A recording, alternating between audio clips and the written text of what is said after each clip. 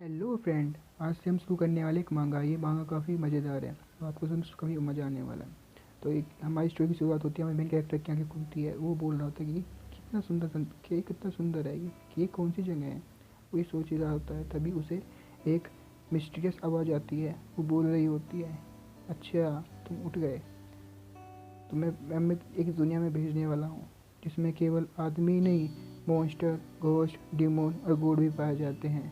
और वहाँ पे किस तरह से ज़िंदा रहना है तुम्हारे ऊपर निर्भर करेगा। तभी हमारे मेन कैरेक्टर को दिखाया जाता है। वो बोल रहा होता है कि मुझे मॉन्स्टर, घोस्ट, ये आप क्या कह रहे हो। और वो मुँह से धुआं निकालते हुए बोल रहा होता है कि दुनिया बहुत खतरनाक है बेटे। और मुँह से खोस निकाल के वो हंसने लगता है। वो हंसता है तो हमारा मेन कैरेक्टर डर जाता है और उसको उसके चेहरे में घोष दिखाने लगने लगता है। वो अपनी उंगलियां उस बुढ़े की आंखों में दे देता है और बोल रहा था कि तुम क्या बकवास कर रहे हो। तभी अगले सीन में हमको खून दिखाया जाता है और हमें पता लगता है उसने उंगलियां बूढ़े की आंखों में देने जाए कहीं और दे दी होती हैं और दीवार में दे दी होती हैं। वो रोने लगता है कि यार कहाँ दे दिया मैंने उंगली।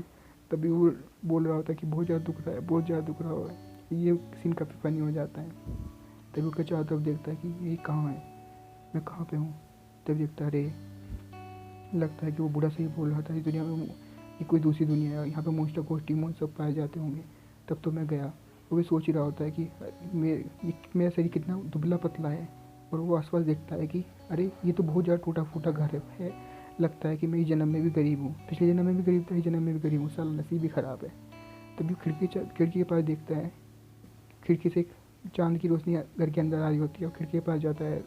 वो काँप रहा होता है क्योंकि वो बहुत ज़्यादा कमज़ोर होता है। जिसके शरीर में आता है वो बॉडी बहुत ज़्यादा कमज़ोर होती है क्योंकि वो बीमार था। अब उसको एक बच्चे की रिफ्लेक्शन दिखाई देता है सामने। फिर सोचता है कि ये रिफ्लेक्शन, अरे नहीं, ये तो खिड़की के आर पार दिखाई दे रहा है, ये रिफ्लेक्शन नहीं है, ये तो कुछ और है। तभी उस रिफ्लेक्शन में से, मतलब कि परछाई सी में से एक हाथ निकलता है और उस हाथ उसके तरफ आता है। वो घबरा जाता है कि अरे ये क्या। और वो हाथ उसका गला बहुत ज़ोर से पकड़ लेता है और उसको गला ज़ोर से दबाने लगता है। हमारा मेन हीरो डर जाता है और वो अपनी ग्रिप उसकी गर्दन पे बढ़ाने लगता है, तेज़ी से, और तेज़ी से बढ़ा जाता है। वो कहता है कि इसके हाथों की ग्रिप बहुत ज़्यादा स्ट्रॉन्ग है, मैं इसे छुड़ा ही नहीं पा रहा हूँ, लगता है मैं मरने वाला हूँ। अभी अभी तो मैं इस दुनिया में आया ही था और मैं आते ही इस दुनिया में मरने वाला हूँ। उसकी आंखों से आंसू निकलने लगते हैं और उसकी सही धीरे धीरे ढीला पड़ने लगता है, उसके पैर काँपने लगते हैं। तभी वो देखता है कि वो मॉन्स्टर अपना मुँह खोल के उसे खाने ही वाला होता है। तभी एंट्री एकदम से दरवाज़ा खुलता है। वो उसके मुंह पे, उस घोस्ट के मुंह पे एक जोरदार मुक्का लगता है और वो घोस्ट एक ही मुक्के में गायब हो जाता है, यानी कि मर जाता है। डिस्प्ले हो जाता है कि घोस्ट के सोल के पास कुछ ज़्यादा तो पावर नहीं होता है, बस उसकी एक थोड़ी सी एनर्जी होती है, यीन एनर्जी, और वो ख़त्म हो जाती है तो इसलिए मर जाता है और हमारा हीरो दूर जाकर पड़ता है।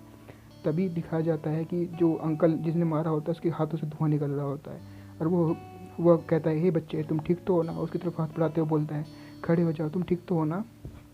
तभी वो देखता है, यार ये अंकल कितना खतरनाक है, इन्होंने एक ही मुक्के में उसको मार दिया। तभी एंट्री होती है हमारे फैंक के मम्मी पापा की। उसके मम्मी पापा दौड़ते हुए आते हैं, तुम ठीक तो हो ना। फैंक बोल रहा होता है, हाँ मैं ठीक हूँ, हाँ मैं ठीक हूँ मोम डैड। और उसके मम्मी पापा उसको गले से लगा लेते हैं कि तुम्हारे पापा को तुम पहले ही लगा था कि कुछ गड़बड़ है, इसलिए वो तुम्हारे अंकल को बुला के लेके आ गए। तभी उसका अंकल बोलता है कि ये किड बहुत ज़्यादा खुशनसीब है, मैं सही समय पे आ गया, नहीं तो पता नहीं क्या हो जाता। तो उसकी मम्मी बोल रही होती है, अपने अंकल को थैंक यू बोलो। वो अंकल बोलता है, थैंक यू अंकल, आपने मेरी जान बचा ली। और वो कहता है कि अंकल आपने कितने बड़े मॉन्स्टर को एक ही पंच से मार दिया, आप तो बहुत ज़्यादा पावरफुल हैं। तो भी सोचता है कि अरे ये बच्चा अभी मरने वाला था, लेकिन तो वो बोलता है कि कोई बात नहीं, ये मार्शल आर्टिस्ट के लिए कोई बड़ी बात नहीं है, वो उन्हें आसानी से हरा सकते हैं। तभी वो सोचता है कि मार्शल आर्टिस्ट, इसका मतलब मुझे मार्शल आर्टिस्ट बनना चाहिए। और वो बोलता है, अंकल मैं, वो घुटने बैठ जाता है। वो बोलता है कि अंकल मैंग प्लीज़ मुझे अपना शिष्य के रूप में स्वीकार कर लो और मुझे मार्शल आर्ट सीखना है। और वो घुटनों पर बैठ जाता है। तभी उसके अंकल बोलते हैं कि मार्शल आर्ट में तुम्हें ऐसे नहीं सिखा सकता क्योंकि सेक्ट के बाहर मार्शल आर्ट सिखाना अलाउ नहीं है। तुम्हें सेक्ट के बाहर मार्शल आर्ट सीखने के लिए, मतलब कि अगर सेक्ट का मार्शल आर्ट सीखना है तो तुम्हें सेक्ट में ज्वाइन होना होगा। और सेक्ट तभी बोलता है कि कोई कोई बात नहीं, तुम ज्वाइन हो जाना, पर मार्शल आर्ट सीखना बहुत मुश्किल है और ये इतना आसान नहीं है जितना तुम सोच रहे हो।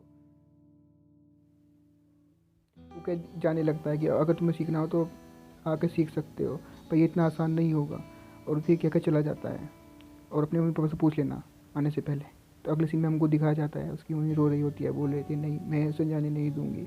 उसका बड़ा भाई भी ऐसे ही गया था और वो भी सेक्ट मार्शल सीखने गया था, वो मर गया। मैं नहीं चाहती कि मेरे छोटे बेटे के साथ भी ऐसा हो। उसका पापा उसे समझाते हुए बोलता है कि नहीं, तुम्हें फैंग को जाने देना चाहिए, तुम्हें तो पता है इस दुनिया में कितनी खतरनाक दुनिया है।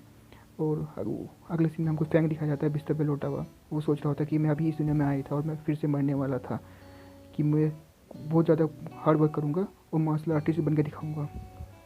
तभी उसके सामने एक सिस्टम एक्टिवेट हो जाता है और वो बोलता है कि system activated, 15 soul point are received.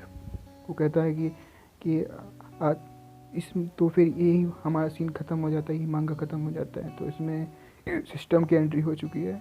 फिर आगे हमें देखने को मिलेगा कि हमारा हीरो कि किस तरह से ग्रो करता है। फिर मिलते हैं किसी अगले अगले एपिसोड में।